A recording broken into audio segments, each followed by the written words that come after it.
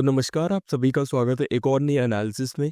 और आज के इस एनालिसिस में हम जो कंपनी लेके आए हैं वो इंडिया की नहीं, वो ग्लोबली टॉप 2 में आती है। 1-2 में शिफ्ट होती रहती है मार्केट कैप के अकॉर्डिंग। और वो कंपनी 75 से ज़्यादा कंट्रीज़ को एक्सपोर्ट करती है। और कंट्रीज़ भी छोटी मोटी नहीं, फर्स्ट वर्ल्ड वॉर कंट्रीज़ आ जाती हैं, जैसे यूएसए, स्पेन, रशिया, ऐसे। तो टाइम वेस्ट नहीं करते, शुरू करते हैं। और वीडियो शुरू करने से पहले एक छोटा सा डिस्क्लेमर, ये वीडियो सिर्फ एजुकेशनल और इन्फॉर्मेशनल पर्पसेस के लिए है। ये वीडियो में बताई गई बातें मेरी पर्सनल ओपिनियंस हैं और ये कोई भी तरीके की रिकमेंडेशंस या टिप्स नहीं है। और मैं कोई सेबी रजिस्टर्ड एडवाइज़र नहीं हूँ। और मार्केट में कोई भी निवेश करने से पहले अपने वित्त सलाहकार की राय ज़रूर लीजिए। So let's begin. तो आज के स्टॉक का नाम है हमारा एल्काइल अमाइंस केमिकल्स। तो हम कंपनी का एक बिजनेस ओवरव्यू देख लें तो कंपनी का कारोबार केमिकल सेक्टर में है। कंपनी की मार्केट कैप 9,114 करोड़ के आसपास है। और कंपनी के दो फैक्ट जो मैं आपको बताऊंगा कि कंपनी टॉप 2 ग्लोबल प्रोड्यूसर्स में आती है ऑफ अमाइंस। और अमाइंस में आ जाती है methyl amine, ethyl amine, isopropyl amines, ऐसे। तो टॉप 2 में आ जाती हैं, 1-2 में शिफ्ट होती रहती हैं अकॉर्डिंग टू मार्केट कैप, जैसे मैंने आपको स्टार्टिंग में बताया। और कंपनी 75 से ज़्यादा कंट्रीज़ में एक्सपोर्ट करती है, यूएसए, यूरोप, जापान, स्पेन। अब हम आगे बढ़ते हैं, कंपनी की हिस्ट्री के बारे में बात करते हैं। तो कंपनी 1979 में शुरू हुई थी। कंपनी का सबसे पहला आईपीओ 1980 में आया था, 10 रुपये पर शेयर के हिसाब से। और 1981 में कंपनी बीएससी में लिस्ट हुई थी। और एक फैक्ट है कंपनी के बारे में, कंपनी 1981 में बीएससी में लिस्ट हुई और 26 साल बाद एनएससी में 2007 में लिस्ट हुई। अब हम आगे बढ़ते हैं, 1980 से 1990 में कंपनी ने एक्सपैंड किया है, अपने रेंज बढ़ाए हैं। और जिससे company pharma, agrochemical, rubber, water treatment जैसे सेक्टरों में कंपनी ने निवेश किया है। और 2020 कोविड ईयर केमिकल स्पेस में आपने बूम देखा होगा, तो ये पॉइंट वही है। अब हम आगे बढ़ते हैं, मैनेजमेंट की बात करें तो इनकी चेयरमैन और एमडी हैं योगेश एम कोठारी। और इनके पहले ईडी हैं कीरत एम पटेल, इनके दूसरे ईडी हैं सुनीत वाई कोठारी। अब हम आगे बढ़ते हैं, लोकेशंस की अगर हम बात करें तो कंपनी के पास टोटल 3 मैन्युफैक्चरिंग यूनिट है। और सबसे पहला मैन्युफैक्चरिंग यूनिट है इनका पाताल गंगा, महाराष्ट्र में। ये सबसे पुराना प्लांट है, 1982 में शुरू हुआ था और यहाँ पे एल्फैटिक अमाइंस की प्रोडक्शन होती है। और इनका दूसरा मैन्युफैक्चरिंग यूनिट है कुरुकुंभ, महाराष्ट्र में। और ये 1996 में शुरू हुआ था और ये इनकी as a main production site है। और यहाँ भी wide range of alkyl amines produce होती हैं। तीसरी मैन्युफैक्चरिंग यूनिट है इनकी दहेज, गुजरात में। ये बहुत रिसेंटली शुरू हुई है, 2018 में। मॉडर्न फैसिलिटीज़ हैं। और ये जो मैन्युफैक्चरिंग यूनिट है ये एक्सपोर्ट मार्केट को ध्यान में रखते हुए स्टार्ट की गई है। अब हम आगे बढ़ते हैं, सेक्टर एनालिसिस। अगर हम सेक्टर एनालिसिस देखें तो इसका मार्केट साइज 20,000 टन के आसपास है। अब आप ये बात ध्यान रखिए, जो सेक्टरल एनालिसिस है ये अमाइंस का है, ये केमिकल सेक्टर का नहीं है। क्योंकि अगर हम एल्काइल अमाइंस को देखें तो ये 100% अमाइंस मैन्युफैक्चर करता है।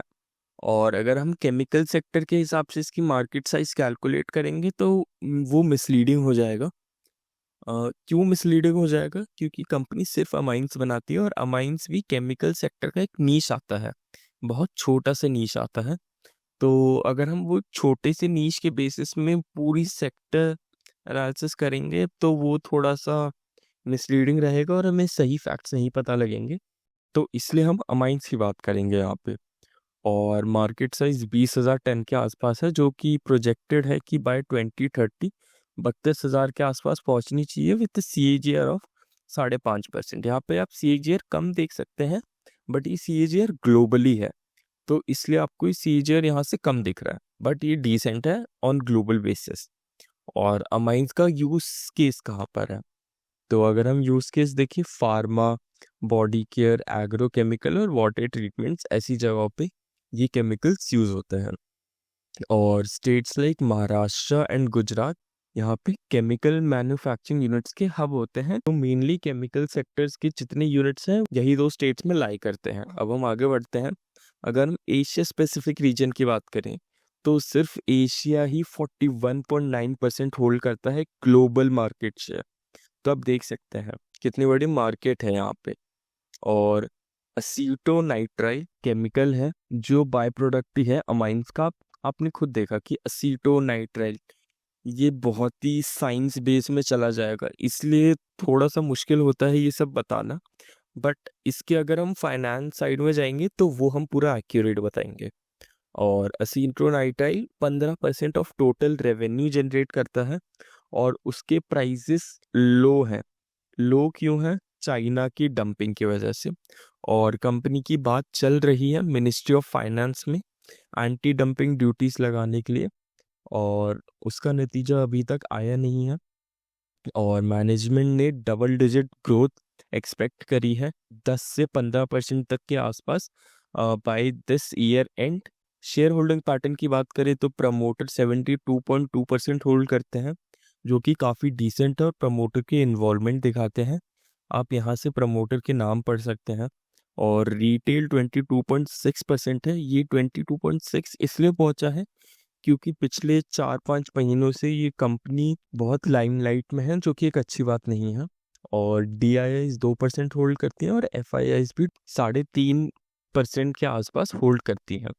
और आप यहाँ पे DIIs और FIIs के नाम भी पढ़ सकते हैं। और फंडामेंटल्स की अगर हम बात करें तो फंडामेंटल्स में PE आता है सबसे पहले। और इस बार हम PE थोड़े अलग तरीके से कंपेयर करेंगे। हम हर बार फॉर एग्जांपल L&T ले लेते हैं, तो L&T में कंस्ट्रक्शन की जितनी भी कंपनीज हैं टॉप 10 कंपनीज का PE निकाल लेते हैं। बट अगर हमने अमाइंस एल्काइल अमाइंस का लेके पूरे केमिकल सेक्टर का निकाल दिया, तो जैसे मैंने आपको बताया 2 स्लाइड्स पहले कि अमाइंस एक बहुत नीश सेगमेंट है, और हम उस नीश सेगमेंट को लेके पूरे सेक्टर का PE कैलकुलेट करेंगे तो वो जस्टिफाई नहीं करेगा। इसलिए हमने टॉप 2 कंपनियां ली हैं जो कि लिस्टेड हैं अमाइंस स्पेस में। और अगर हम उनके PE की बात करें तो एल्काइल अमाइंस का PE 48.3% के आसपास है। वहीं बालाजी अमाइंस 25.45 के आसपास है। और RCF राष्ट्रीय केमिकल फर्टिलाइजर्स का PE भी 32 के आसपास है। और हम ये PE इन आपस में कंपेयर नहीं कर सकते, इंटर कंपैरिजन नहीं कर सकते यहाँ पे हम, क्योंकि इनका स्केल बहुत ज़्यादा अलग है। एल्काइल अमाइंस की मार्केट कैप मानिए 100 है, तो वही बालाजी की मार्केट कैप 60 है। और फिर RCF की आ जाती है 20। ये मैं एज एग्जाम्पल देके बता रहा हूँ, इसलिए ये PE हम एक दूसरे से भी कंपेयर नहीं कर सकते। करना है लास्ट 10 ईयर्स का कंपेयर कर सकते हैं। जैसे अल्काइल माइंस के पिछले 10 साल का PE था 27, बालाजी अमाइंस के पिछले 10 साल का PE था 17, और RCF का PE था 18। आप यही खुद देख सकते हैं 10 साल के एवरेज में आप 10 का डिफरेंस देख सकते हैं यहाँ पे। तो इसलिए हम यहाँ पे इंटर कंपैरिजन नहीं कर रहे हैं। तो यहाँ पे आपको PE का रफ आइडिया मिल गया होगा। अब हम आगे बढ़ते हैं। डिविडेंड की बात करें तो कंपनी का डिविडेंड 2014 में 19% था, और वही डिविडेंड 2025 आते आते 27 हो गया। और हम मोटा मोटा डिविडेंड की बात करें तो 23.5% है, जो कि काफ़ी सही है, क्योंकि कंपनी ने बताया चाइना के डंपिंग की वजह से वो अपने मार्जिन्स बढ़ा नहीं पा रहे। जब तक मार्जिन्स नहीं बढ़ रहे हम कॉस्ट टू कॉस्ट प्राइस तो निकालते रहेंगे। और EPS की बात करें तो 2014 में 8.5 के आसपास था, वही EPS 25 आते आते 36 के आसपास है। EPS की ग्रोथ 35% के CAGR पे हुई है। और यहाँ पर आप देख सकते हैं ये 3 साल कोविड ईयर्स थे, ये COVID-19 ईयर्स थे, तो ये पूरे केमिकल स्पेस में बूम था। कोविड ईयर के बाद 2023 में सस्टेन करा, 2024 में क्रैश आउट हो गया। बट सबसे अच्छी बात थी ये कंपनी की, कोई तो रीज़न होगा कि ये कंपनी टॉप 2 ग्लोबल मैन्युफैक्चरर में आती है। 2024 में क्रैश हो गई, 2025 में इसने वापस सस्टेन करा, तो ये काफ़ी अच्छी बात है। अब हम आगे बढ़ते हैं।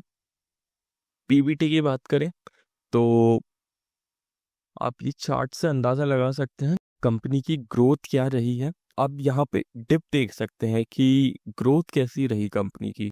टॉप से बॉटम आ रहा है।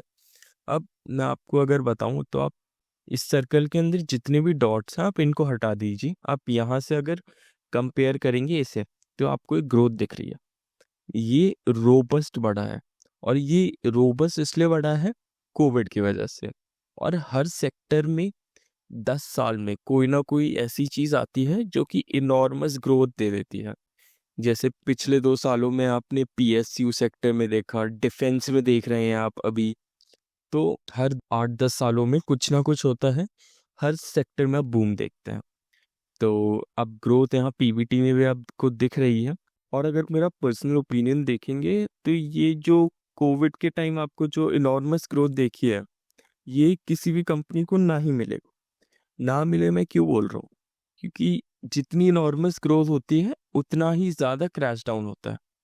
तो ऐसी अब्रप्ट ग्रोथ से ज़्यादा स्टेबल ग्रोथ काफ़ी कंपनीज प्रेफर करती हैं। अब हम आगे बढ़ते हैं।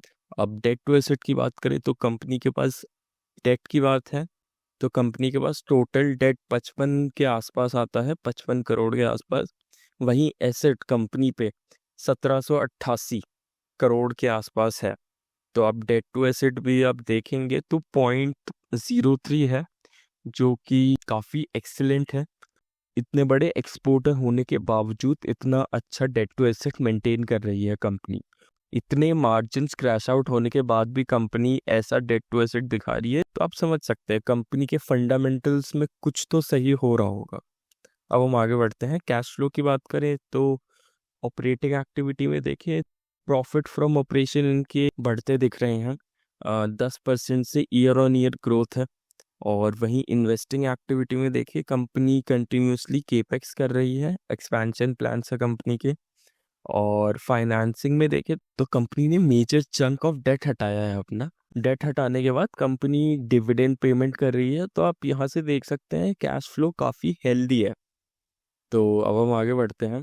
पीयर्स की बात करें तो पीयर्स में आ जाते हैं बालाजी अमाइंस और आरसीएफ।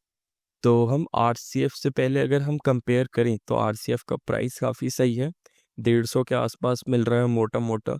प्रमोटर होल्डिंग भी 75 है, जो कि सबसे टॉप में चाहिए होती है किसी भी प्रमोटर को। इक्विटी साइज जहाँ पे ये कंपनी अल्काइल अमाइन से पीछे हो जाती है, ठीक ठाक पी दिख रहा है। डेट टू इक्विटी भी ठीक है। ईपीएस कंसर्निंग है। और ये ईपीएस कम होने का रीज़न क्या है? 2 रीज़न है, कंपनी पे बड़ा डेट और कंपनी का इक्विटी साइज। आप इन दोनों को ही एक बार अल्काइल अमाइन से कंपेयर कीजिए। इक्विटी साइज 10 गुना ज़्यादा है, डेट 500 गुना ज़्यादा है। तो इसलिए हम आरसीएफ को यहीं से हटा देंगे। और बालाजी अमाइंस की बात करें तो मार्केट प्राइस दोनों के आसपास है। प्रमोटर होल्डिंग थोड़ी बालाजी अमाइंस की नीचे है, बट वो कोई मेजर इशू नहीं है। इक्विटी साइज भी काफ़ी इम्प्रेसिव है इसकी। पीई भी ठीक है, बट एक जगह जहाँ पे कंपनी थोड़ा सा डाउट पैदा करती है वो है कंपनी का डेट। कंपनी का डेट 3 गुना है। आज नहीं तो ये कल पे बैक होगा ये डेट, और वो डेट हमें मार्केट प्राइस कैपिटल में दिख जाएगा। तो इसलिए बालाजी अमाइंस को भी हम यहाँ से एलिमिनेट करेंगे और एल्काइल अमाइंस हमें इस सेक्टर में सबसे बेस्ट दिख रहा है। अब हम लास्ट कॉन कॉल में बढ़ते हैं। तो कंपनी की रिसेंट कॉन कॉल हुई थी। कंपनी ने बताया है इस क्वार्टर कंपनी की वॉल्यूम ग्रोथ 13% तक रही है, जो कि काफ़ी अच्छा है। वहीं टॉप लाइन ग्रोथ कंपनी की 9% है। और अगर मैं मोटा मोटा बताऊं, कंपनी का वॉल्यूम 13% से बढ़ा है, बट जो कंपनी की ग्रोथ है वो भी 13% से बढ़नी चाहिए, बट वो 13% से ना बढ़ के 9% में बढ़ी है। अब ऐसा क्यों है? मार्जिन्स, चाइना डंपिंग की वजह से इनके मार्जिन्स लो है। तो कंपनी ने ये बताया है। क्यू ऑन क्यू बेसिस पे हम देखें तो 4 से 5% की ग्रोथ है। और वहीं ईयर ऑन ईयर 15% की है, जो कंपनी ने वादा करा था कि हमने यहाँ भी लिख रखा है कि नेक्स्ट ईयर 10 से 15% तक का वो एक डबल डिजिट ग्रोथ अचीव करेंगे। तो यहाँ पे कंपनी ने अचीव करा है। और कंपनी ने बताया है 2026 तक कंपनी को एबिडा मार्जिन्स इम्प्रूव होते हुए नहीं दिख रहे। तो कंटिन्यूस प्राइस प्रेशर रहेगा। जैसे मैंने बताया, यहाँ पे वॉल्यूम ग्रोथ के हिसाब से प्रॉफिट नहीं रहने वाला, बट एट देन इंक्रीज हो रहा है। और सिंस इनकी बात चल रही है एंटी डंपिंग ड्यूटीज को लेके, तो आज नहीं तो कल सरकार को तो एक्शन लेना ही पड़ेगा। और जब सरकार ने एक्शन लिया, आप बस यहाँ तेजी देखिए। तो थैंक यू, आपने पूरी वीडियो देखी, और अगर आपको पसंद आया हो तो आप फॉलो कर सकते हैं। वीडियो ख़त्म करने से पहले वापस मार्केट में कोई भी निवेश करने से पहले अपने वित्तीय सलाहकार की राय ज़रूर ज़रूर ज़रूर लीजिए। Thank you.